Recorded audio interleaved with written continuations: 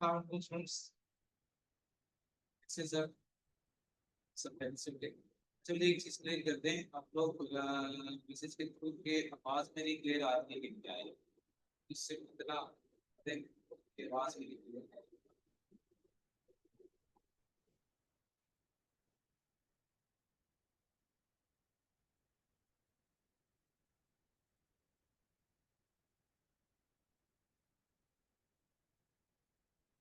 आ रही है मेरी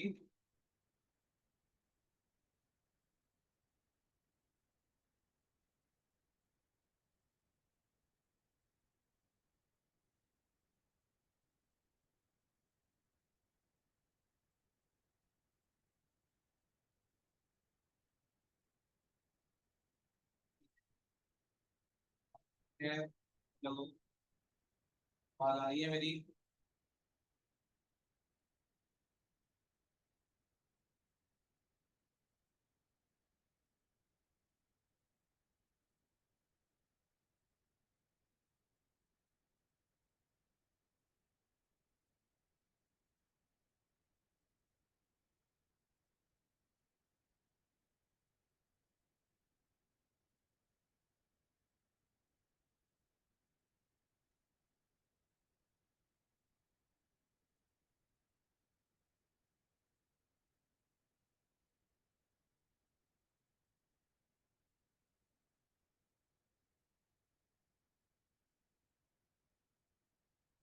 चलिए शुरू करते हैं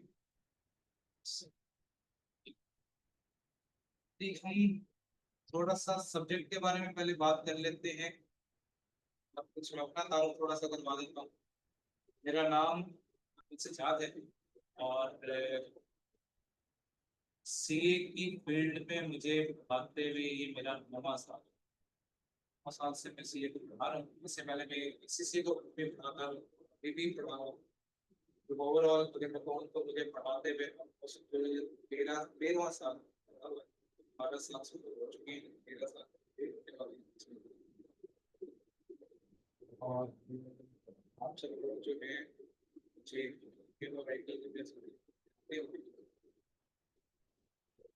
अब जो आगे मैं आप पेपर जो बताने वाला हूं, तो थोड़ा सा इसके बारे में इंट्रोडक्शन कर लेते हैं पेपर का नाम पहले जो पुराना था वो था FAR 1 ठीक है अब उसने जो नया पेपर का नाम कर दिया है वो FAR और FAR है अभी भी कैप कैप का पहला पेपर है ठीक है और जो इसकी नेचर है वो मेनली न्यूमेरिकल नेचर है तो इसके अंदर रिपोर्टिंग जो है फाइनेंशियल अकाउंटिंग इसके अंदर होगा क्योंकि बेसिकली जो नेचर वाइज है ना ये नेचर वाइज न्यूमेरिकल आईटीए भी आप लोगों ने पढ़ा है और आपको उसकी नॉलेज भी होनी चाहिए इसका प्रीरेक्विजिट की अगर FAR 1 आपने पढ़ी है तो आपके पास आईटीए का नॉलेज मौजूद हो ताकि आपको FAR पे ज्यादा मुश्किल ना हो उसको पढ़ने में उसको समझने में अगर आपने आईटीए में नॉलेज अच्छी ले रखी है बेसिक्स आपकी अच्छी है डेबिट क्रेडिट का पता है टी अकाउंट्स बनाने का तरीका आता है तो यहाँ पे आपको ज्यादा मुश्किल नहीं है अगर आपको टी अकाउंट आते हैं आपको डबल एंट्रीज आती हैं तो समझो 50% FAR 1 आपको वैसे ही आता है तो आपको ज्यादा मुश्किल आएगी आपकी मेन ग्रिप इस पर होनी चाहिए आपकी डबल एंट्री पे आपकी टी अगर इनके ऊपर आपकी ग्रिप है फिर आपके लिए FAR 1 काफी आसान होगा लेकिन अगर आपने वहां पे जे कहते हैं डंडी मारी हुई है चीजों से कॉन्सेप्ट इतने अच्छे तरीके से गेन नहीं किए हुए तब आपको FAR में थोड़ी ज्यादा जरूरत होगी उसके इसको इसके ऊपर ठीक है तो हमने कहा न्यूमेरिकल नेचर का पेपर है और पहले से हमें आईटी की नॉलेज होनी चाहिए और यहाँ पे जो डिफिकल्टी लेवल आएगा वो मॉडरेट लेवल का है बहुत ज्यादा डिफिकल्ट से कहते हैं एक्स्ट्रा डिफिकल्ट लेवल का पेपर हाँ, एक मॉडरेट लेवल का पेपर आता है ना बहुत ज्यादा आसान है ना बहुत ज्यादा मुश्किल पेपर है ठीक है ना और अगर मैं पेपर स्ट्रक्चर की बात करूं तो पेपर स्ट्रक्चर इसका इस तरह से है कि 10 मार्क्स के एमसीक्यूज आपके 10 मार्क्स के आपके एमसीक्यूज अब ये जो 10 मार्क्स के आपके एमसीक्यूज हैं, अब इसमें जितने मर्जी एमसीक्यूज, 8 एमसीक्यूज भी पूछ सकता है वो, 9 एमसीक्यूज भी पूछ सकता है, ठीक है, मतलब कोई 2 नंबर के एमसीक्यूज पूछ ले, कोई 1 नंबर के एमसीक्यूज पूछ ले, लेकिन उसने ओवरऑल जो एमसीक्यूज टेस्ट करने हैं वो 10 मार्क्स के सिर्फ टेस्ट करने हैं। 90 मार्क्स का आपका एमसीक्यूज के अलावा रिटर्न पेपर, ठीक है ना, जिसके अंदर रिटर्न पेपर के अंदर आपके क्या होंगे, 5 शॉर्ट क्वेश्चंस हैं और 3 लॉन्ग क्वेश्चंस। 5 आपके क्या है, शॉर्ट क्वेश्चंस होंगे और 3 आपके लॉन्ग क्वेश्चंस होंगे, ठीक है। अब जो शॉर्ट क्वेश्चंस हैं, शॉर्ट क्वेश्चंस की मार्किंग क्या है, अगर मैं मार्किंग की बात, तो ये आपके जो सवाल आएंगे 8 से 10 मार्क्स तक के सवाल होंगे। तो ये 8 नंबर का सवाल होगा, तो 10 नंबर का सवाल होगा, तो इस तरह मिल मिला के आपके 5 सवाल पूछेंगे और 3 आपके पास लॉन्ग क्वेश्चन होंगे जिनके मार्क्स होंगे 14 से लेकर 18 की रेंज। आमतौर पे ये 14 से 18 मार्क्स का एक सवाल आता है और इस तरह के कितने सवाल होते हैं, टोटल 3 सवाल होते हैं। ओवरऑल स्ट्रक्चर अगर मैं तो बात करूं, टोटल मार्क्स आपके होंगे वो 100 मार्क्स होंगे,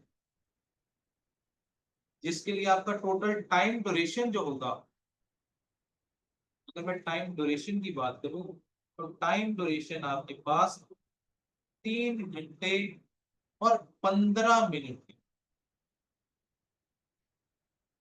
लेकिन असल पेपर आपका जो है वो 3 घंटे का, ये जो 15 मिनट है ना आपके ऊपर के, ये आपका रीडिंग टाइम, ये रीडिंग टाइम है।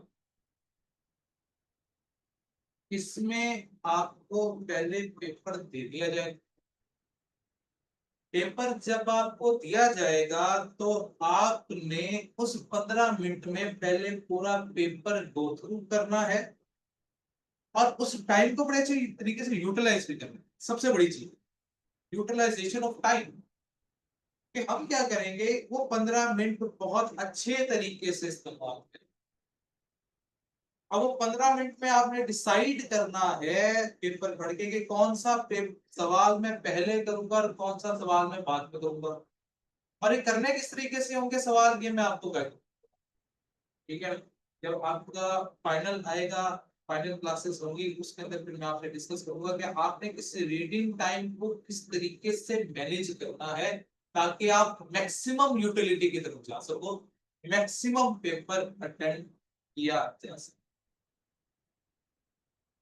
3 घंटे और 15 मिनट है आपके पास, 15 मिनट रीडिंग टाइम है, 3 घंटे आपके पास पेपर अटेम्प्ट करने का टाइम है, जिसका मतलब आपके पास टोटल 180 मिनट है, जिसके अंदर आपको 100 मार्क्स का क्या करना है, पेपर अटेम्प्ट। ठीक है, ये तो थोड़ा सा इसके बारे में बातचीत होगी कि भाई हमारे पास पेपर क्या है, उसके अंदर नॉलेज किस किस्म का चाहिए, डिफिकल्टी लेवल क्या होगा, और उसका पूरा स्ट्रक्चर हमने जो है वो क्या करना है। वैसी बात है, ये हम सबको पता है कि अभी हमारी नेवी स्कीम चेंज हुई है और आप आएंगे अपने न्यू स्कीम के अकॉर्डिंग आपसे ये पेपर टेस्ट कर, तो क्या इस पेपर के अंदर कोई चेंजेस आई हैं या कोई चेंजेस नहीं आए, उसके बारे में थोड़ी सी बात। यस, चेंजेस आई हैं, कुछ टॉपिक नए आ गए हैं, कुछ टॉपिक पुराने चले गए हैं। तो कौन कौन से टॉपिक निकाले गए हैं और कौन कौन से टॉपिक लाए गए हैं, उनके ऊपर थोड़ी सी बात कर देते हैं, जस्ट फॉर नॉलेज पर्पस में आपको बता रहा हूं। वैसे तो जैसी बात है, ज्यादातर बच्चे जिन्होंने इस टाइम एफएआर पाई है वो पहली बार ही पढ़े होंगे, तो दूसरी बार वाला बड़ा कम बचा होगा। तो आपके लिए तो पूरा सिलेबस ही कह लो एक किस्म का नया सिलेबस है, तो हर चीज आपके लिए नहीं। तो से तो आपका कंसर्न है कि कि कौन सा टॉपिक आया, कौन सा टॉपिक है, लेकिन फिर भी नॉलेज पर्पसेस के लिए हमें पता होना चाहिए कि कौन कौन से नए टॉपिक आए हैं, कौन कौन से नहीं। तो पहले तो हम बात कर लेते हैं कौन कौन से टॉपिक मेरे पास से चले गए, कौन से पेपर से अफेयर्स। पहला टॉपिक कौन सा गया, करेक्शन ऑफ एरर्स चला। करेक्शन ऑफ एरर्स क्या था कि अगर आप एंट्री करने में कोई गलती कर दो तो उसको ठीक किस तरह किया जाए, ये किधर गया, ये आपका पीआरसी लेवल पे जो आईटीए का पेपर है ये वहां पर चला गया। अच्छा, नए पेपर का नाम फिलहाल मैं नहीं जानता, तो मैं आईटीए ही कंसिडर करूँ।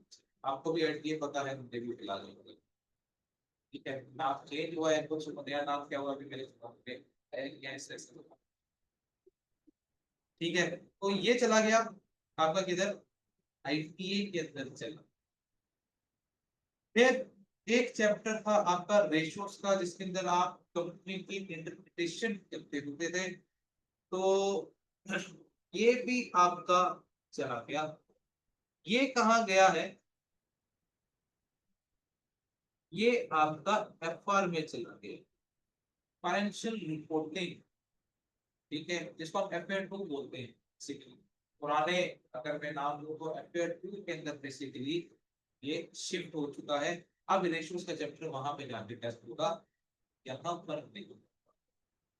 और साथ में ईपीएस भी उसी जगह चला गया एफएआर टू के।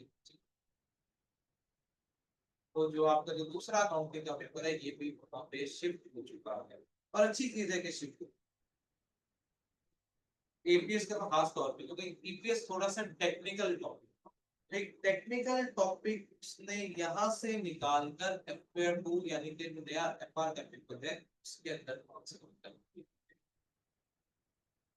तो अब ये तीन चीजें हम नए सिलेबस में नहीं पढ़ते।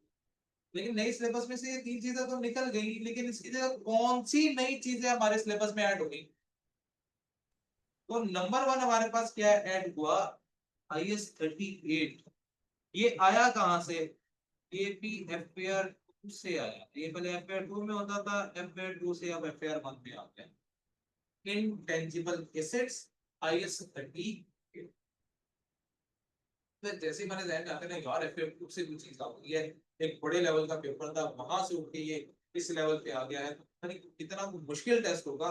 नहीं भाई, IS-38 से बिल्कुल बेफिक्र।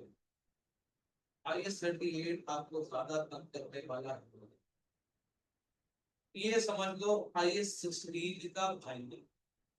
IS-16 क्या था, प्रॉपर्टी प्लांट एंड, इसके बारे में आपने आईटी में ऑलरेडी थोड़ी बहुत नॉलेज ले रहे। फर्क इतना है कि आप आईटीए लेवल से थोड़ा एडवांस लेवल की नॉलेज आपको अफेयर करनी है।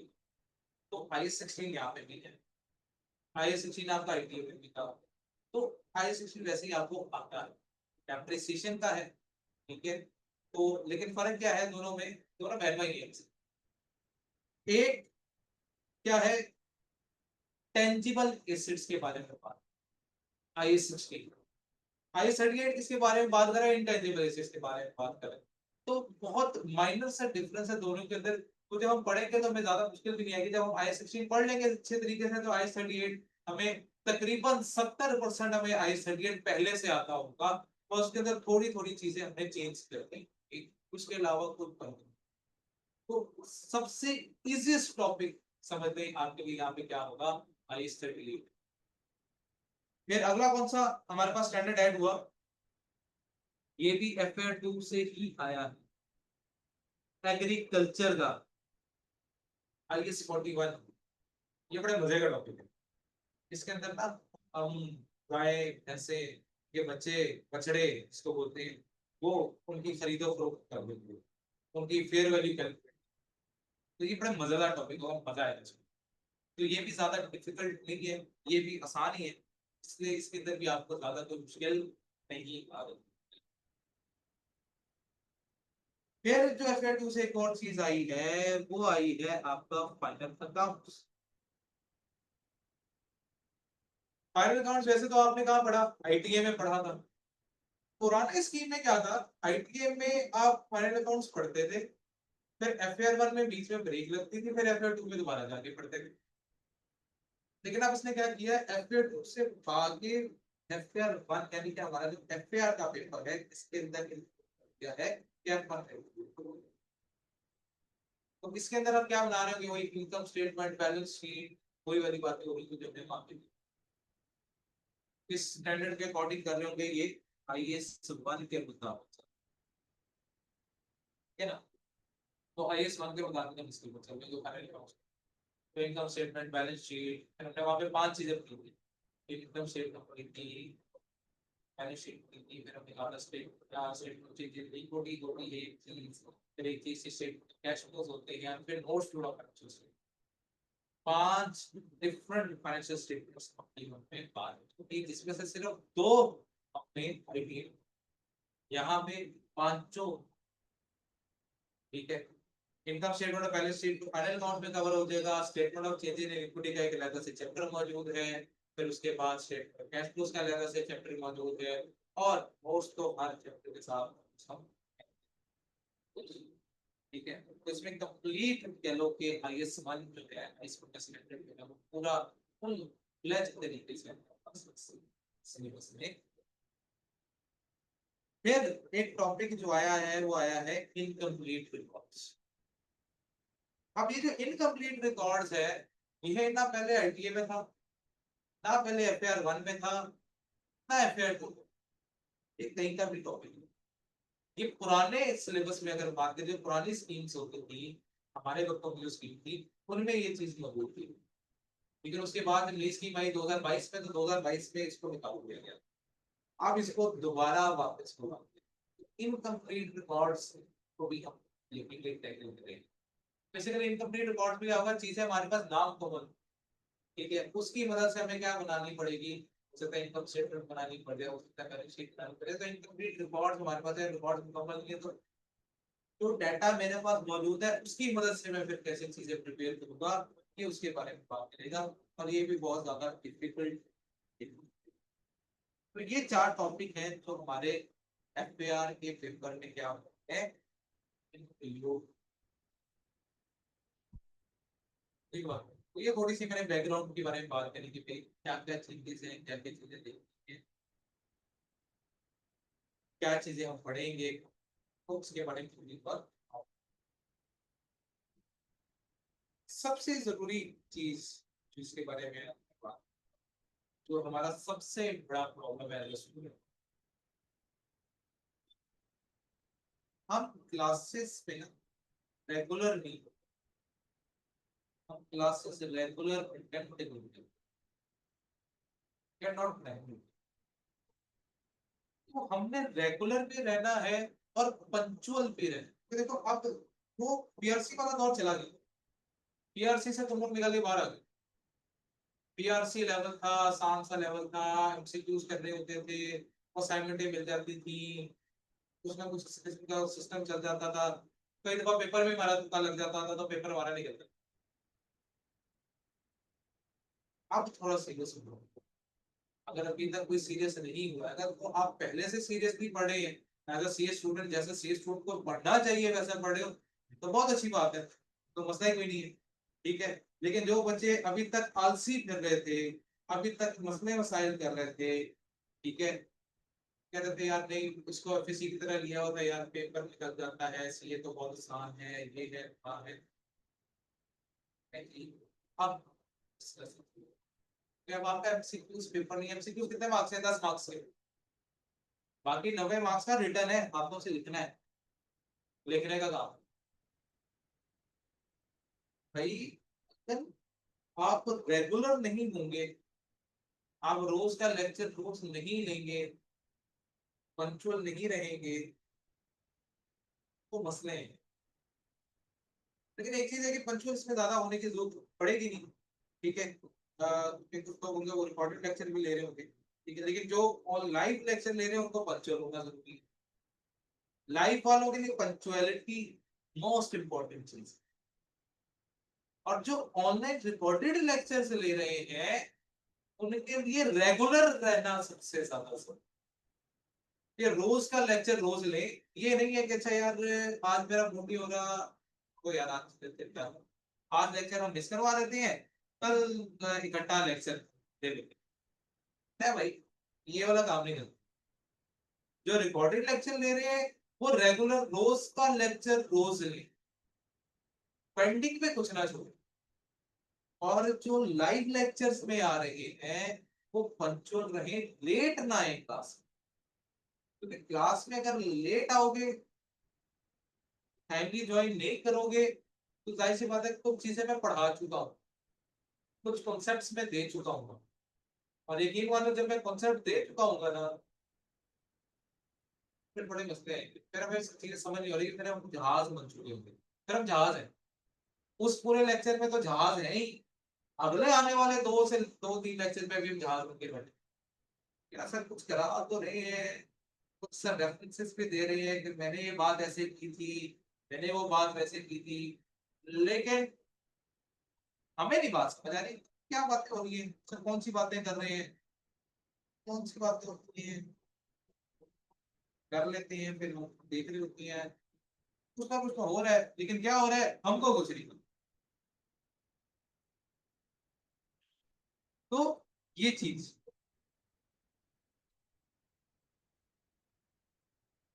आपने, सबसे ज्यादा जरूरी क्या है, रेगुलर रहना है। वालेकुम अस्सलाम वरहमतुल्लाहि वबरकातुहू। अच्छा जी, फिर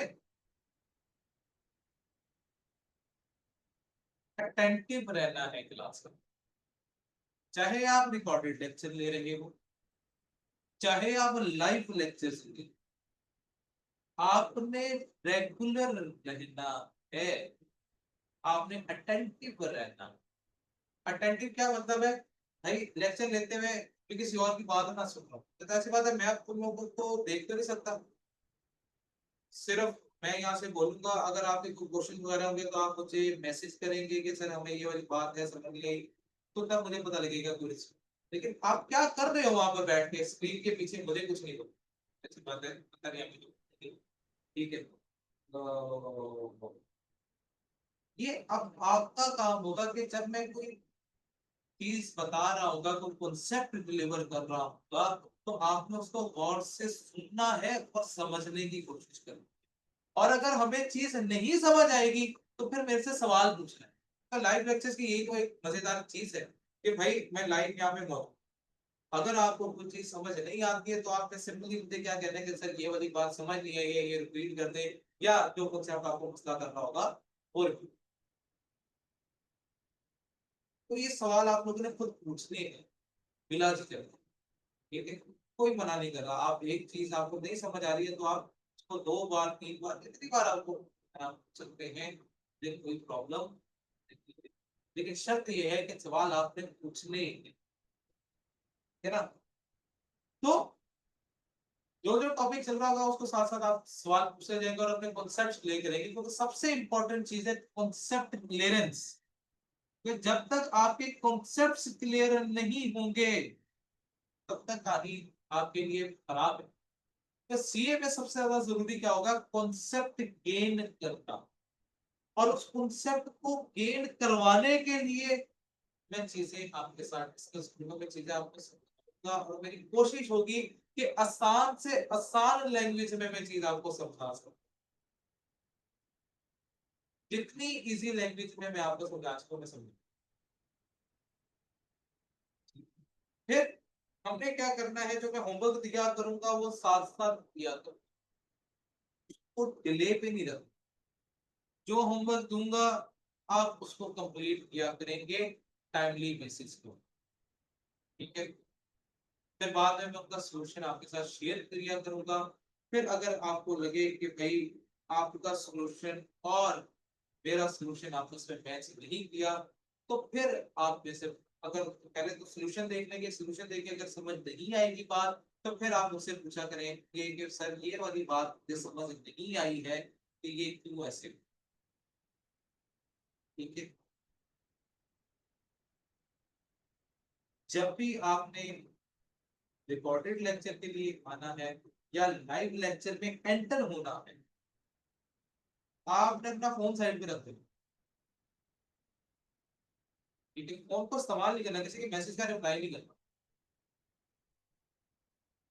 मैसेज का रिप्लाई करेंगे, उधर ध्यान जाएगा, उतनी देर में मैं कंसेप्ट बता दूंगा, वो चीज आपके पास से नहीं, अब वो कंसेप्ट डिलीवर कर दिया, आप फोन पे लगे हुए थे, आपको पता ही नहीं चला।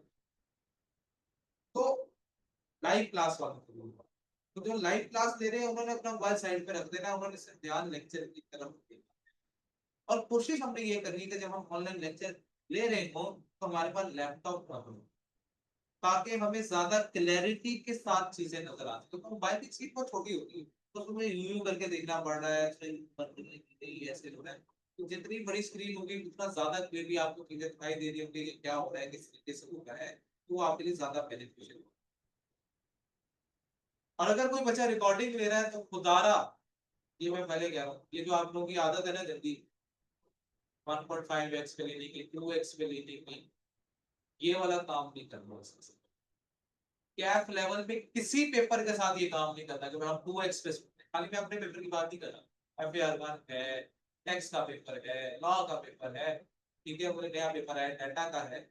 कोशिश आपने ये करनी कि उसको 1x पे ही सुने, उसको 2x पे सुनने की कोशिश ना करें, जब 1.5x पे ना लिखे जाए, क्योंकि जो कॉन्सेप्ट होता है वो आहिस्ता आहिस्ता बिल्ड होता है दिमाग में। जब आप उसको तेजी से सुनते हो वो तेजी से कान में घुसता है, उस वक्त तो बहुत टाइमिंग समझ आ जाती है, लेकिन बाद में उतनी तेजी से वो मेरे दिमाग से बाहर निकल रहा, क्योंकि हमने जितनी तेजी से सुना उतनी तेजी से बाहर, तो जितना स्लोली उसको एब्सॉर्ब करेंगे उतनी ज्यादा देर तक वो कॉन्सेप्ट आपके पास रिटेन। तो 1x पे सुनिएगा, जो रिकॉर्डेड वाले बच्चे ये उनके लिए भी रोज का काम रोज करना है, उसको डिले पर नहीं, ठीक है। और काम साथ साथ करना है, जब भी मैं कोई होमवर्क वगैरह दूंगा तो उसको कंप्लीट करना, कोशिश करनी है कि हम चीजें साथ साथ लेके चलें, किसी चीज को डिले ना करें, क्योंकि डिले करोगे तो वो पाइल होती जाएगी, पाइल होती जाएंगी तो फिर वो बर्डनाइज होता जाएगा। तो जब चीजें मुझे बर्डनाइज दिखेंगी ना, फिर मैं कहूँगा ओ यार ये थोड़ा मुश्किल काम है। क्योंकि अक्सर वो आपको बच्चे मिलते हैं ना, कह रहे होते हैं कि यार ये मैं बड़ा पढ़ना, मैं पढ़ पढ़ के पागल हो गया। कोई कोई करता, अरे की बस की बात, सीए पे सी पाने के ऐसे नहीं। सीए सिर्फ एक चीज मांगता है आपसे, रेगुलरिटी। ये जो कहते हैं ना हम अपने आप को कमरे में बंद कर लेते हैं, हम बाहर नहीं निकलते हैं, हमारी दुनिया तो पानी हो जाए, हमारे लिए दुनिया पानी हो जाती है, हमें बाहर की दुनिया का पता ही नहीं होता। ये पता कौन लोग होते हैं? ये वो लोग होते हैं जिन्होंने 6 महीने के सेशन में 5 महीने याशी की हो, क्लासेस बंक कर रहे हैं, इधर उधर घूम रहे हैं, दोस्तियां यारी लगाई हुई है, ठीक है, लाइफ एंजॉय करते रहे बस। अब आखिरी महीना जब आया पेपर का करीबन, तो यार पेपर ऐसे बात आता तो कुछ नहीं, क्योंकि हमने तो काम नहीं किया, कोई होमवर्क हमने नहीं किया, कोई टेस्ट हमने नहीं दिए, हमें पता ही नहीं है कि काम कैसे करना है। अब आखिरी महीने हम जुट गए, हम आखिरी महीने में पापड़ों की तरह पढ़ रहे हैं, दरवाजा बंद कर लिया है, अम्मी को भी कह दिया है अम्मा जी मुझे तंग करने की जरूरत नहीं है, मैं पढ़ रहा हूँ, मैं सीए कर रहा हूँ, लिहाजा मुझे कोई तंग ना करे। दोस्तों को मैसेज कर दिया कि भाई मेरे से कोई बात ना करेगी, मैं दुनिया से गायब हूं। इस तरह वो लोग होते हैं जो आपके नहीं। वरना अगर आप रेगुलर पढ़ो ना तो आपकी नॉर्मल लाइफ भी वैसी ही रहेगी। पढ़ाई का टाइम पढ़ाई को दो, काम जो करने वाला है उसको दो, तो अपनी लाइफ को बैलेंस करना सीखो।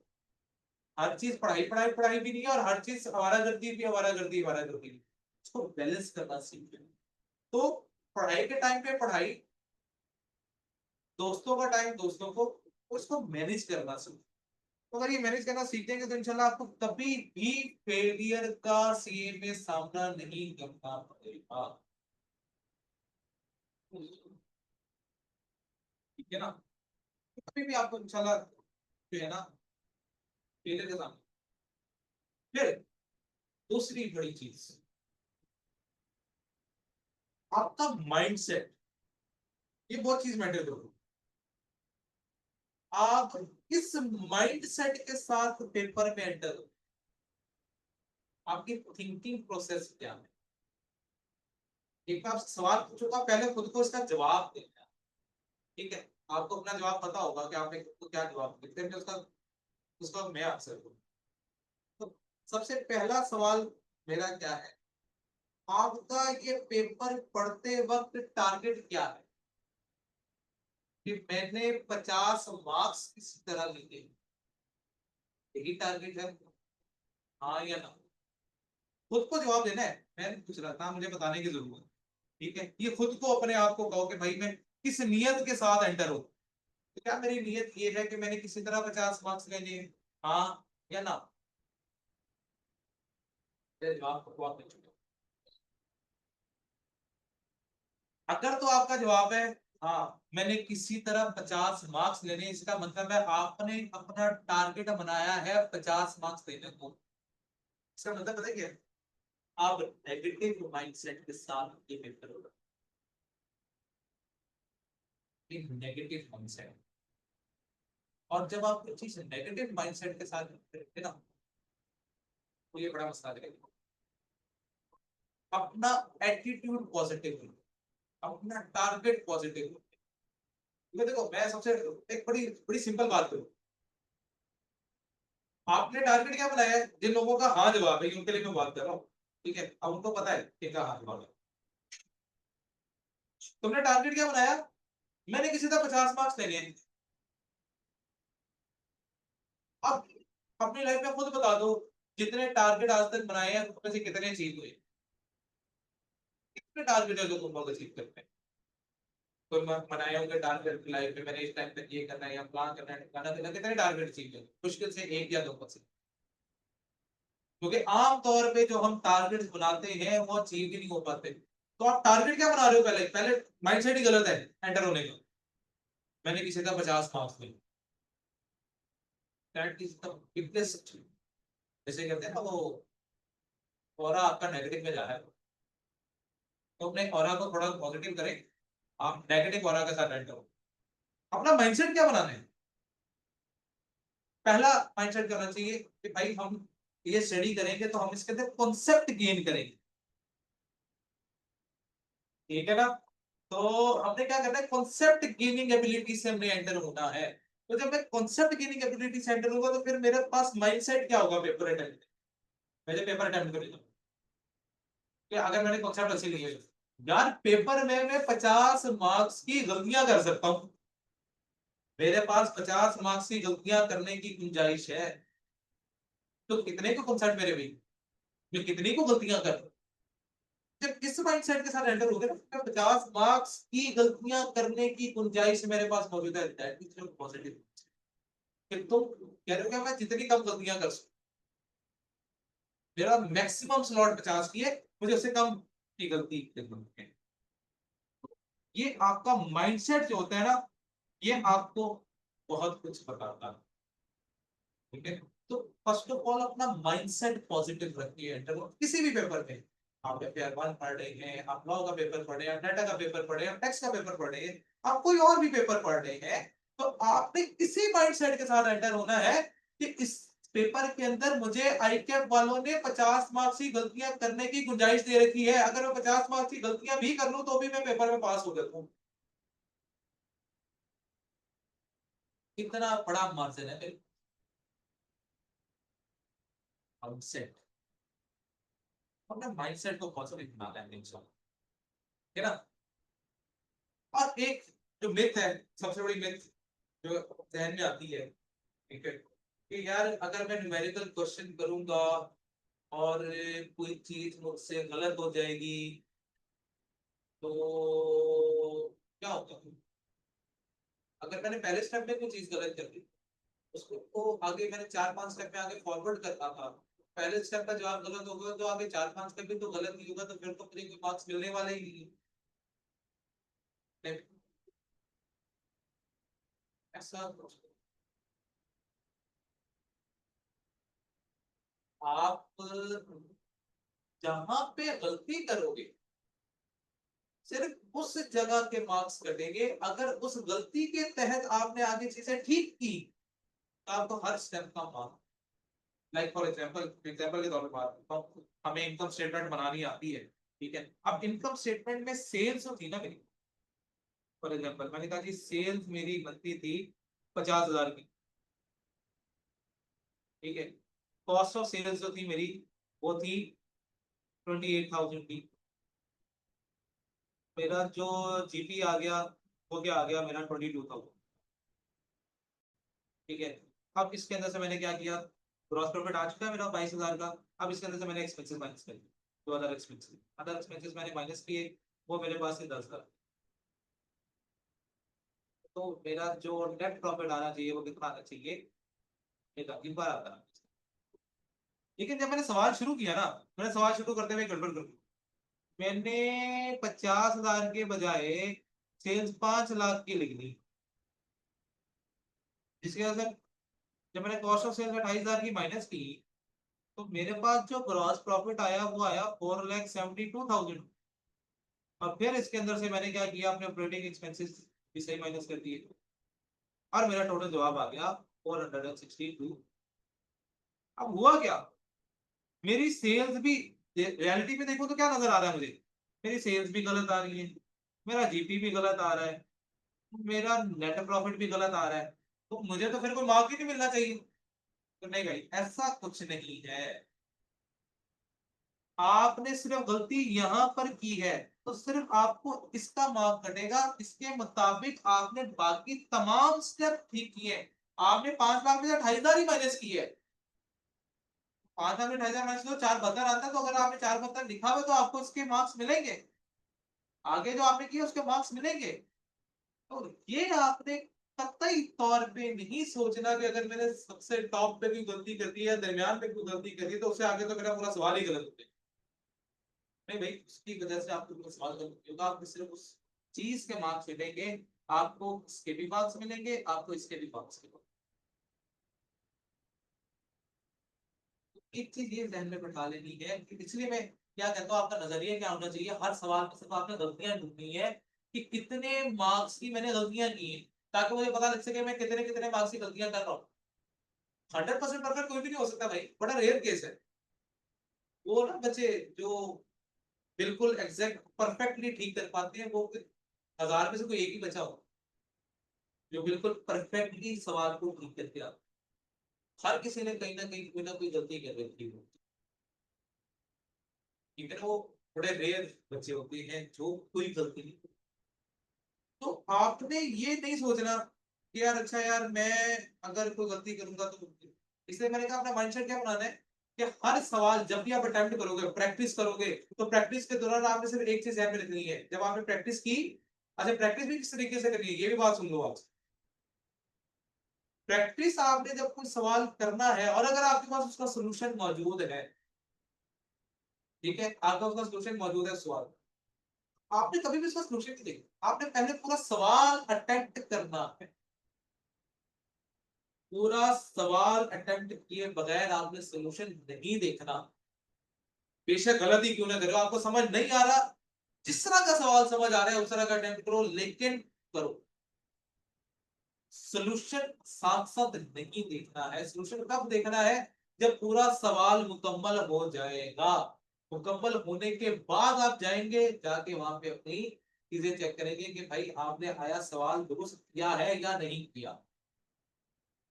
फिर उसके अंदर से आप क्या आइडेंटिफाई करेंगे, अपनी गलती आइडेंटिफाई करेंगे, यहाँ पे यहाँ पे उसके 0.5 पास कर गए, इसके 0.5 पास कर गए, तो ये आपने खुद बनाना है। इसकी दो रीजन है। एक, तो आपको पता लगेगा कि आप कितने पानी में हो, कितने आपको चीज आती है, क्योंकि जब आप साथ साथ सोल्यूशन देखते हो ना, तो आप एक गलत फहमी में रहते हो। तो आपने सोल्यूशन देखा, आपने ठीक कर दिया उसने, ठीक है, तो आप एक गलत फहमी में रह गए, यार ये चीज तो मुझे आती है। तो एक तो आप उस गलत फहमी से बाहर आओगे कि आपको आता है कि नहीं आता। आपको रियलिटी अपनी पता लगेगी, आपको रियलिटी चेक मिलेगा कि असल में ये आपको टॉपिक कितना आता है। तो वन वो मिस वन। दूसरा, टाइम मैनेजमेंट। ये टाइम मैनेजमेंट के लिए बड़ा इंपॉर्टेंट है, क्योंकि आपने अगर कोई अटेम्प्ट किया, फॉर एग्जांपल 10 मार्क्स का आपने कोई सवाल अटेम्प्ट कर रहे हो, तो आपने क्या करना है, हर मार्क के लिए 1.8 मिनट रखने हैं। कि मैंने एक मार्क के लिए 1.8 मिनट लगाने, इससे ज्यादा मिनट नहीं लगाने, यानी कि 10 मार्क्स के लिए कितना टाइम हो गया आपके पास, 18 मिनट। तो आप अपना टारगेट डिसाइड करोगे कि मैंने ये 10 मार्क वाला सवाल 18 मिनट में मुकम्मल करना है। तो पेपर में आपके पास इतना ही टाइम है, एक मार्क का पेपर अटेंड करने के लिए आपके पास 1.8 है, 3 घंटे। तो हर, तो 10 मार्क का सवाल आएगा तो आपने 18 मिनट में उसको मुकम्मल करना है। और शुरू में ये नहीं होगा, ये बता दूंगा, जब शुरू में आप सवाल करोगे तो आपको ज्यादा टाइम लग रहा हो। ये बाय प्रैक्टिस, जब आप रेगुलर बेसिस पे सवाल करोगे, जो मैं आपको काम दूंगा वो आप करोगे, टेस्ट टाइमली दोगे, तो ये ऑटोमेटिकली आपकी बाय प्रैक्टिस ये टाइम रिड्यूस होगा। और आपने रिड्यूस करके किस पे लेकर आना है, इस पे लेकर आना है 1.8 पे। अगर 1.8 से भी नीचे ला सकते हो तो और अच्छी बात है, लेकिन 1.8 आपका समझ लो ब्रेक इवन पॉइंट है, इधर तक को आपने लाजमी लेकर आना। ठीक होगी ना बात। तो आपने सॉल्यूशन हमेशा सवाल करने के बाद देखना है, सवाल करने से पहले देखना। तो सवाल जब कर लोगे उसका टाइम नोट करोगे, इतने टाइम में मैंने सवाल किया। असल में कितने मिनट का सवाल होना चाहिए था? फॉर एग्जाम्पल आपने पहला सवाल किया 10 मार्क का था, 18 मिनट लगने चाहिए थे, आपने उसके ऊपर 25 मिनट लगा दिए। चलो 25 भी छोड़ो, आपने बहुत ही ज्यादा टाइम लगा दिया, आपने 35 मिनट लगा दिया। इसका मतलब है आप 17 मिनट अगले सवाल के काम। तो वो बाय प्रैक्टिस आपने ये 17 मिनट का जो फासला है इसको क्या करना है, रिड्यूस करना। ठीक होगी ना बात।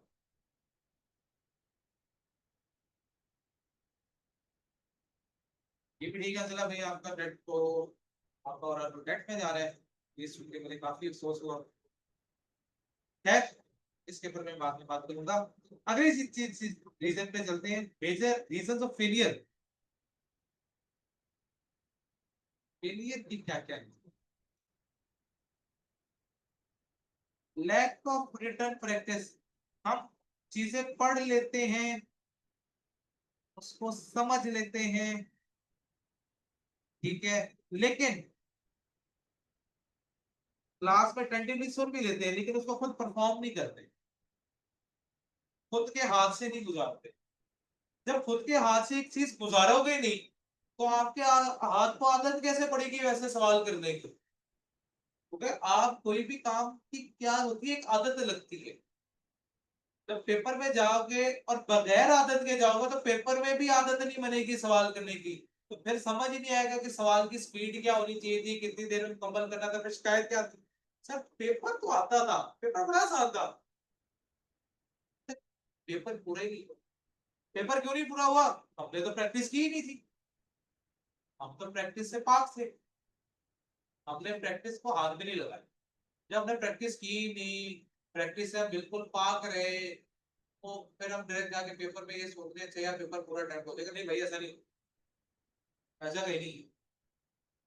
पेपर आपको पूरा अटेम्प्ट करना है अगर, तो आपको प्रैक्टिस साथ साथ करनी पड़ेगी। पहली चीज लैक ऑफ रिटर्न प्रैक्टिस। दूसरी, नॉट अंडरस्टैंडिंग द रिक्वायरमेंट। ਤੁਹਾਡੀ अंग्रेजियां का मसला है। हम लोगों की अंग्रेजी जो है ना, माशाल्लाह, अल्लाह नजर से बचाए आपकी अंग्रेजी को। लेकिन आपकी अंग्रेजी, अगर कोई अंग्रेज सुन लेना, समझ जाओ क्या कहे। तो तुम्हारी अंग्रेजी लिखने में तुम लोग ऐसे हो, तो पढ़ने में तो तुम, तो फिर क्या ही है, तुम्हारा जवाब ही नहीं। तो आपको कई, आप लोग कई दफा रिक्वायरमेंट क्यों नहीं समझते? रिक्वायरमेंट कुछ ही होती है, कुछ और आपके जो होती है वो एक रिदम बना हुआ होता है। आपको एक आदत होती है फॉर्मेट से सवाल करने की, और आप उसी में सारी चीजें लिख देते हो। वहां का उसने बोलता है डी काउंट, आप जनरल एंट्री भी कर दी, डी काउंट भी कर दिया, आगे उसका ट्रायल बैलेंस भी बना दिया। क्या कह सकते हैं? नहीं भाई, ऐसा कुछ नहीं करना। आपने सबसे पहले चीज को समझना है। जब भी सवाल पढ़ेंगे एक रूल बना लो अपना आज से, हर सब्जेक्ट के लिए। जब भी कोई क्वेश्चन अटेम्प्ट करने जाओ तो पहले सवाल नहीं पढ़ना, पहले सवाल की रिक्वायरमेंट पढ़नी है। सवाल की रिक्वायरमेंट पढ़ेंगे, उसको समझेंगे, फिर सवाल पढ़ेंगे। क्योंकि फिर मेरा नजरिया बदलेगा, फिर मैं उस नजरिए से पढ़ूंगा कि इसका भाई रिक्वायरमेंट मांग क्या रहा है। अच्छा ये चीज चाहिए, अब उसके हवाले से मैं चीजें, अच्छा इसके लिए ये डाटा अवेलेबल है, ये डाटा अवेलेबल है। तो मेरी कोशिश क्या है इस पूरी एफआईआर के सिलेबस में, कि मैंने आपकी कॉन्सेप्ट बिल्डिंग करवा दी। मैं कॉन्सेप्ट बिल्डिंग पे लेके चलूं, रट्टा बेस पे ले, रट्टा नहीं लगाना खुदा का बस। ये मैं बार बार एक चीज को कह रहा हूँ कि रट्टा नहीं लगाना है, कॉन्सेप्ट बिल्ड करते। आप एक अच्छे अकाउंटेंट बन के बाहर निकलने चाहिए, ना कि रट्टे वाले। क्योंकि रट्टे वाला जो अकाउंटेंट होगा वो फिर, अगर आपने थ्री इडियट देखी भी है, तो फिर मुझे ज्यादा कुछ बताने की जरूरत नहीं है कि वो जो करेक्टर होता था उसके अंदर चतुर वाला, तो उन लोग फिर चतुर बन के ही निकलो, क्या था फिर चतुर मांगलिक एकदम अच्छे से, फिर तुम लोग तो वो बन के निकलोगे अगर रटे की बेस पे लो, किसी भी सब्जेक्ट में रट्टा ना लगाइए। ये रट्टे से जनाब करिए, ये तो आपको एफएससी आईकॉम करके आके फिर आपको गंदी आदतें लग गई है ना, इस आदत से बाहर निकलना है, रट्टे की आदत से बाहर निकलना है और कॉन्सेप्ट गेन करो, उसको समझना है, ताकि जब हम बाहर निकले तो हम एक अच्छे अकाउंटेंट बन के बाहर निकले, ना कि रट्टे वाले अकाउंटेंट बन के बाहर। जब रट्टे वाले अकाउंटेंट बन के बाहर निकलोगे ना, और जब इंटरव्यू में जाओगे सारा रट्टा बना निकल जाए, तो तुम्हें चीजें पता होंगी रट्टे वाली, तुम्हें उनकी रीजन नहीं पता होंगी। ठीक है, मतलब मैं अक्सर मैं मेरी कभी स्टूडेंट से डिस्कशन हो जाती है ना, वैसे ही चलते फिरते तो मिल जाता है, वैसे स्टूडेंट लोग बात करते हैं सभी, कोई भी आधे पॉइंट है मैं समझ नहीं आया तो आप में समझा सकते हैं, तो उनके ऐसे ऐसे सवाल आते हैं ना, मैं बहुत परेशान रह कि ये सवाल क्या है। कभी उनसे पूछ लो ना कि ये टी काउंट है, तो ये टी काउंट में हमने चीज इस तरफ क्यों लिखी है, तो आने में जवाब पता क्या आता है, पर बस ये आता है इस साइड पे, क्यों आता है। मसलन वो हमने जो फॉर्मेट सीखा था ना, फॉर्मेट में ये चीज इस साइड पे आती थी, लेफ्ट साइड पे आती थी, या ये वाली चीज होती है राइट साइड पे, तो हमने वो बस फॉर्मेट याद कर लिया है कि कौन कौन सी चीजें राइट लेफ्ट साइड पे आएंगी, कौन कौन सी चीजें जो वो राइट साइड पे आएंगी। खुदा का वास्ता ये वाला काम, चीजों को समझना है, उनका कॉन्सेप्ट लेना है और समझ के चीजें कर, ठीक होगी ना बात। और सिलेक्टिव स्टडी पर नहीं जाना। एक हमारी एक बड़ी गंदी सी आदत है, ठीक है, हम सबसे पहले ना टीचर से पता है क्या सवाल पूछते हैं, सर टॉपिक्स बता, इसमें से पेपर आएगा, कौन कौन से टॉपिक करने हैं, पेपर पास हो गया, क्या सिलेक्टिव स्टडी पे नहीं जा, क्योंकि एक चीज याद रखो, पेपर अनसीन है, किसी को भी नहीं पता कि पेपर में क्या आएगा। अगर कोई क्लेम भी कर रहा है ना कि आने वाले अटेम्प्ट में जो है ये सवाल तो पक्का ही आएगा, भाई नहीं, कि कोई भी नहीं जानता सवाए आई कैप के कि पेपर में क्या है। आई कैप में भी कुछ चुनिंदा लोग होंगे जिनको पता होगा कि पेपर में क्या चीज है, तो ये किसी को भी नहीं पता होता, ये बस एक अंदाजा होता है कि यार ये टॉपिक पसंद है या ये टॉपिक नहीं पसंद है, तो सिलेक्टिव स्टडी नहीं करना, ये सबसे इंपॉर्टेंट है। इस सिलेक्टिव स्टडी से चुनाव करना है, हमने हर चीज पढ़नी है, हर चीज को समझना है, हर चीज को करके जाना।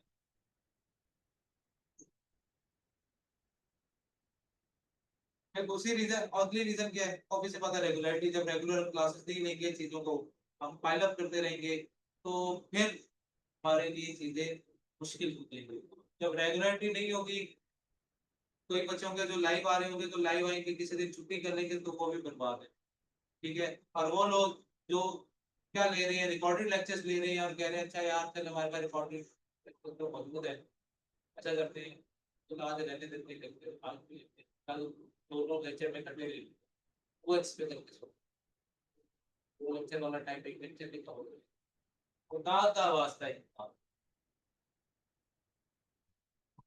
बार बार कह रहा हूँ यही कहूँ, तो रेगुलरिटी होनी चाहिए, ठीक है। फिर दूसरी बड़ी रीजन क्या है, ये पहले मैं डिस्कस कर चुका हूँ, मोबाइल यूज करते हो आप क्लास में, जब सुन रहे होते हो समझ रहे होते हो, साथ में मोबाइल यूज करो, तो जाहिर सी बात है जब मोबाइल के साथ आप काम करोगे, होमवर्क कर रहे होगे, तो फिर उसके अंदर की जो है वो एफर्ट नहीं हो रही होगी और आपको नहीं पता लग रहा होगा कि आप कहाँ पे लैग, प्रैक्टिस आप अकॉर्डिंग टू रिक्वायरमेंट, जो रिक्वायरमेंट है पेपर की, आप पेपर की रिक्वायरमेंट को, और कोई जो टेस्ट होते हैं टेस्ट आप छोड़ दो, टेस्ट दे दी क्या करता है टेस्ट को, वो टेस्ट होगा तो यार वो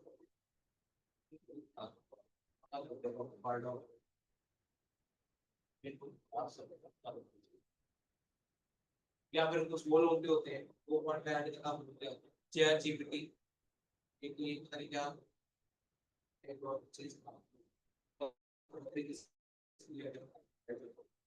इसने सबसे ज्यादा स्टूडेंट को अपने तो कोई सोच रही नहीं भाई स्टूडेंट की कोई भी चीज समझ नहीं आ रही चैट जीपीटी ये नहीं हो रहा चैट जीपीटी फला नहीं हो रहा चैट जीपीटी भाई ये क्या मॉडर्न टेक्नोलॉजी है उसका आप इस्तेमाल भी कर सकते हो लेकिन उससे आपको नुकसान हो रहा है ये आप हम चैट जीपीटी करते करते ना हम चैट जीपीटी को मुकात हो हमें नहीं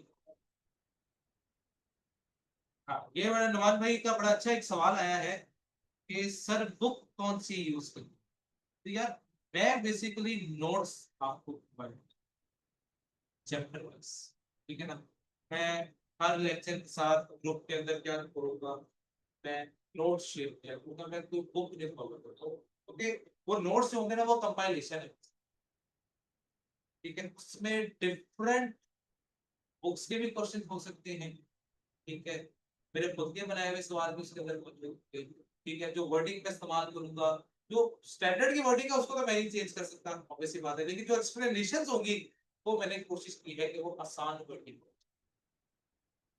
तो कोशिश मेरी ये है कि जितना मैं आसान लैंग्वेज में आपको चीजें समझा सकूंगा तो मैं उसके लिए नोट्स प्रोवाइड जो कि कंपाइलेशन होगी दो चार मुझे लग रहा है ये चीज यहाँ पे आसान लिखी हुई है वो मैंने वहां से पिक ठीक है कोई मुझे लग रहा है ये सवाल किसी ने अच्छा डिजाइन किया हो मैंने वहां से पिक कर ठीक है फिर मुझे लगा नहीं यार कोई चीज इसके अंदर मिसिंग है कोई कॉन्सेप्ट सवाल है वो बहुत मुश्किल सा होना चाहिए तो वो नोट्स वो सवाल में हो जाए कर नोट्स कब तक अवेलेबल होंगे और अगर शॉर्ट फॉर्म में होंगे तो क्या फ्री डेडिकेटेड क्लासेस को मिलेंगे जी भाई जो नोट्स होंगे वो मैं प्रोवाइड किया करूंगा हर चीज अवेलेबल हुआ करेगी और जो नोट्स हैं फ्री वाले ये आपको जो है बेसिकली इसका मुझे इतना ज्यादा आइडिया नहीं है मैं शायद मैं की नहीं ठीक है पोर्टल पे तो अपलोड हो जाए करेंगे ठीक है बाकी जो होगा वो फिर आपको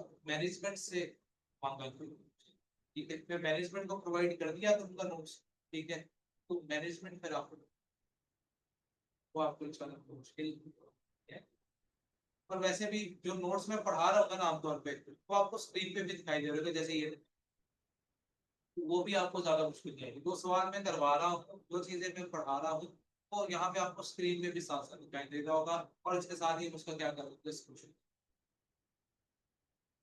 यार बुक पब्लिश्ड बुक मेरी अभी फिलहाल मैंने करी क्योंकि मैं काफी अच्छे से ऐसे ही पढ़ा रहा हूँ नोट्स के थ्रू ही पढ़ाता हूँ और इसको मैंने कभी किताब की शक्ल दी नहीं क्योंकि मैं क्या करता रहता हूँ मैं चेंजेस करता रहता हूँ मुझे कभी लग रहा होता है कि यार ये चीज नहीं है ये चीज ऐड होनी चाहिए ये चीज ऐसी फालतू में ऐड करती है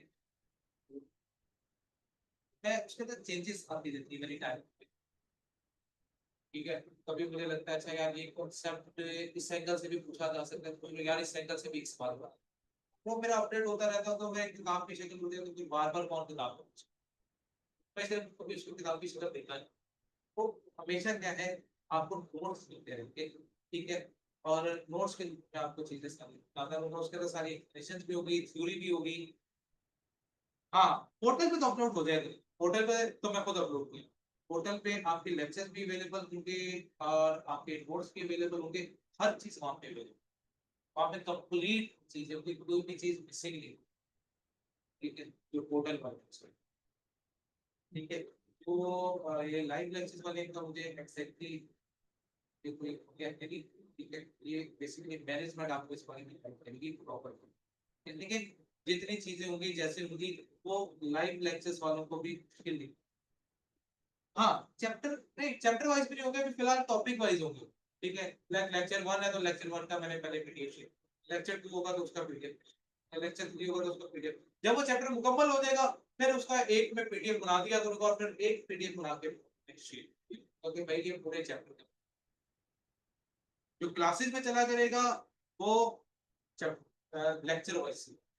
तो फिर उसको मैं क्या कर दिया, क्या देखूंगा, अगर मेरा मूड बना तो शायद मैं कंपाइल ही कर दूं, ये मूड पे मेरे डिपेंड करेगा कि मैं इसको कैसा, लेकिन हाँ एट द एंड आपको कंपाइल होके जरूर, कंपाइलेशन जरूर इकट्ठे कर दिया करूंगा। अगर अलग अलग पढ़ाऊंगा तो इकट्ठा कर दूंगा, या फिर अगर मेरे एक साथ दे लूंगे तो एक साथ ही।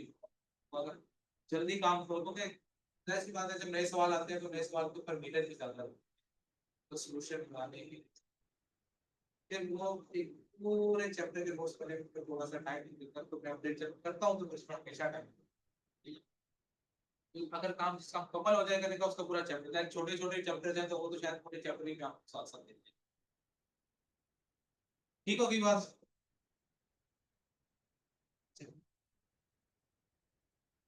एक तो मेरी एफर्ट है जो मैंने आप लोगों के साथ है, मेरी एफर्ट क्या है कि मैंने आपको सारे कॉन्सेप्ट डिलीवर करने हैं, कोशिश करनी है उसको आसान लैंग्वेज में आपको बताना है।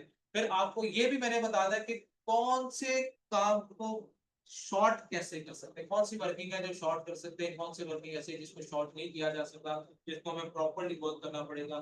तो वो चीजें में भी आपको सिखाऊंगा। इंशाल्लाह बेटा आई 16 ही मेरी कोशिश है कि आई 16 से ही स्टार्ट करें, क्योंकि आई 16 के हमें थोड़ी नॉलेज होती है पहले से, तो फिर हमें थोड़ा आसान भी लग रहा होता है, फिर हमारा एक क्योंकि गाड़ी है ना आहिस्ता आहिस्ता उसका एक मोमेंटम देगा। तो अगर मैं कोई ऐसे टॉपिक से शुरू कर दूंगा जो आप पहली दफा पढ़े तो शायद कुछ बच्चे घबरा जाते हैं, कुछ इस तरह का होता है, तो मैं आई 16 से स्टार्ट, तो क्योंकि आप आईटी में डेप्रिसिएशन पढ़ गया है, तो फिर आई 16 से जब स्टार्ट करते हैं तो फिर हमें लग रहा था हाँ यार ये अपने वो अपने अपनी चीज के साथ में अटैच जल्दी होता है। तो कोशिश मेरी यही होगी कि आई 16 से स्टार्ट करेंगे और फिर उसके बाद आई 38 को लेके चलते, ठीक है। तो हम कुछ मैं एफर्ट करूंगा आपके ऊपर, चीजों को बताऊंगा कि चीजें किस तरह से करनी है, पेपर कैसे टाइप करना है, क्या क्या चीजें, किन किन चीजों का ख्याल रखना है। आपको कुछ घर से काम करने के लिए दिया करूंगा जो आपने किया करना है, उसके बाद उसका सोल्यूशन आपके साथ क्या हुआ करेंगे शेयर, और टेस्ट हुआ करेंगे वीकली बेसिस पे जो आप दिया करेंगे, ठीक है। जितना पढ़ लिया हुआ करेगा पूरे वीक में इसका टेस्ट हुआ करेगा, प्लस 80% वो आया करेगा टेस्ट में जो आपने उस वीक में पढ़ा होगा, और 20% मैं कहीं से भी टेस्ट कर सकता हूँ जितना हम पढ़ चुके हैं। तो ये मेरा टेस्टिंग क्राइटेरिया और ये बड़ी देर से हुई है ऐसे। जो कोर्स कंप्लीशन होगी वो कब होगी, वो हमारी कंप्लीट होगा, कोर्स हमारा कंप्लीट होगा 7 फरवरी 2026। पेपर हमने कब देना है, मार्च में, ठीक है। और जो हम कोर्स कंप्लीट करेंगे वो इंशाल्लाह हम 7 फरवरी 2026 को हमारा सिलेबस जो है वो कंप्लीट होगा। नहीं अंजला भाई, ऐसा कुछ नहीं है, अभी फिजिकल क्लास तो है नहीं, वो जमाने चले गए जिनमें आप फाइन दिया करते थे, तो फाइन अब नहीं हुआ, ऑब्वियसली बात है मैं तुमसे फाइन ले नहीं सकता, तो ये फाइन वाला सिस्टम निकाल खत्म हो गया, ठीक है। तो ना इसके अंदर कोई रुचि होगा जो पैसे निकाल पाता। सर 22 सितंबर वाले पेज को स्टार्ट हुआ है वहां पर भी बनवा रहे हैं। नहीं बेटा, मेरा FL1 का यही बैच है जो आज 22 सितंबर वाला, मेरा ख्याल से जो है उस सेक्शन पर होता है, आइडिया नहीं है लेकिन वो वाला पहले बता रहा, मैं ये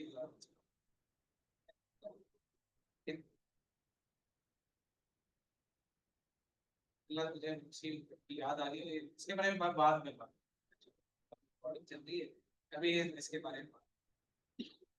अच्छा स्टडी मटेरियल मैंने क्या कहा, नोट्स होंगे मेरे, और उस कोशिश मेरी ये है कि वो स्टूडेंट को, ठीक है।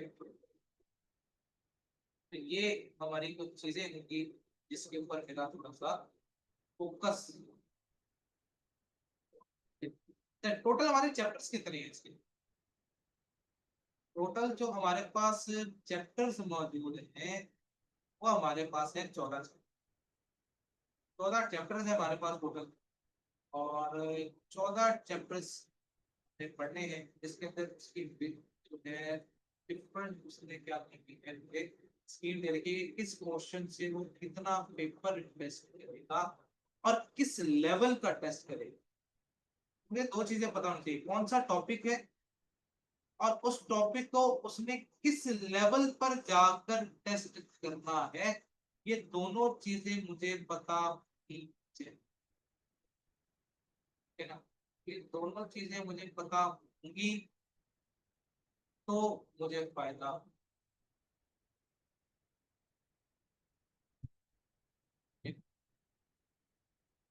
ये पास, ये बेटा पास पेपर्स भी इंक्लूड होंगे, हमने पास पेपर्स भी इसके अंदर रखे हुए हैं, बिल्कुल। बिल्कुल। चलो, ये मुझे फाइल मेरे से मिसिंग हो गई है। चलो, एक चीज मेरे से मिसिंग हो गई है अभी फिलहाल, जिसके अंदर मैंने आपसे चैप्टर्स शेयर कर रहे थे कि चैप्टर्स कौन कौन सी है, ग्रेड क्या है उसकी, ठीक है, और वो किस किस किस तरीके से टेस्ट करेगा, किसका टेस्टिंग लेवल हाई है, किसका टेस्टिंग लेवल लो है। ये भी फाइल मिल नहीं रही है, फाइल से चलिए वो मैं आपके साथ जो है ना, मैं नेक्स्ट लेक्चर जो होगा ना, वो मैं आपके साथ नेक्स्ट लेक्चर चीज शेयर कर दूंगा आपको कि कौन कौन से टॉपिक्स हैं हमारे पास एफए 1 के अंदर, और किस किस लेवल पे वो टेस्ट है, क्या डिफिकल्टी लेवल होगा, कितने मार्क्स का कौन सा टॉपिक आ सकता है, कौन सा टॉपिक किसके साथ मर्ज हो सकता है, वो भी डिस्कस करेंगे। अच्छा, शाहिद भाई कह रहे हैं कि सर टेस्ट हम रजिस्टर पे अटेम्प्ट करें करके 10 पीडीएफ्स आपको सेंड करेंगे। यस, आप अपने रजिस्टर पे टेस्ट करोगे और फिर उसका एक पीडीएफ बनाओगे और पीडीएफ बना के सेंड से कुछ बातें मैंने कर ली है फिलहाल, और जो ग्रिड वगैरह है वो मैं आपके साथ शेयर करूंगा कल के लेक्चर में।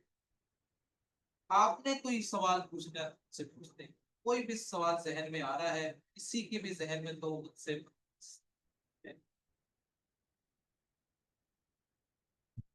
Anyone, any question.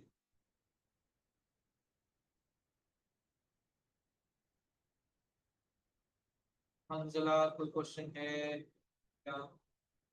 हाँ भाई, और बात है, अरुण बेटा सवाल है, बेटा को सवाल तो आपका किसी किस्म का कोई सवाल है तो आप कर सकते हैं।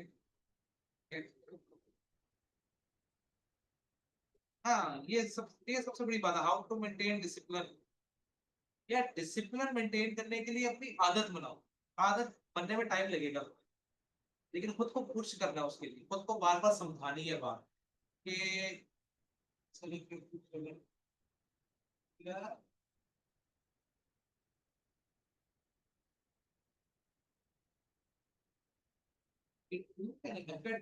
एफआर का, अच्छा ठीक है,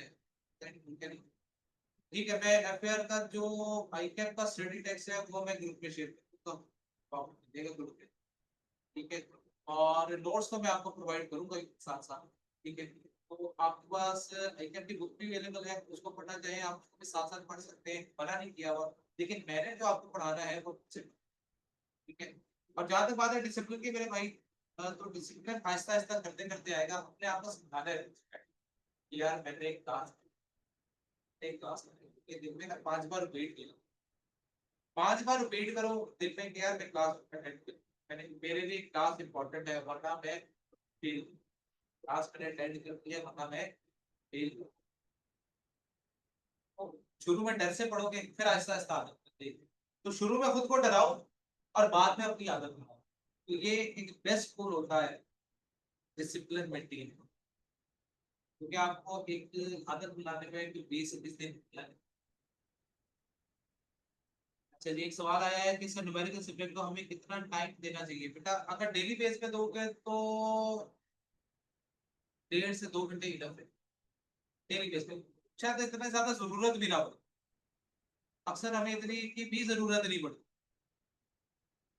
होगा कई दफा काम आपका सिर्फ आधे घंटे का होगा, पौने घंटे का, मतलब जो काम मैंने पढ़ाया होगा वो पढ़ना है, रिवाइज करना है, और जो होमवर्क होगा वो करो, उसके अलावा कुछ भी करने की जरूरत नहीं। तो वो जितना टाइम ले लो, मैक्सिमम 1.5 घंटा लेगा, इससे ज्यादा नहीं लेगा, 2 घंटे भी आखिर में जाके दवाएंगे हमारी हवाई, ठीक होगी ये बात। और किसी का सवाल?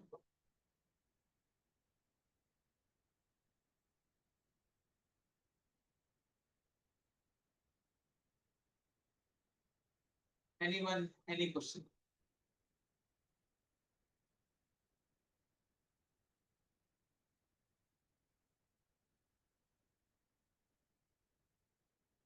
ठीक है यार, अगर किसी का कोई सवाल नहीं है तो फिर इंशाल्लाह हम कल के लेक्चर में फिर मुलाकात करेंगे। ठीक है, और कल हम इंशाल्लाह फिर अपने IS-16 से स्टार्ट देंगे और देखेंगे कि अब हमने इसको कैप लेवल के फॉर्मूले से। ठीक है, तो साथ से गाइड करता रहूंगा आप लोगों को भाई, इंशाल्लाह हमारी अगले लेक्चर में मुलाकात होगी। तक के लिए लास्ट करूंगा।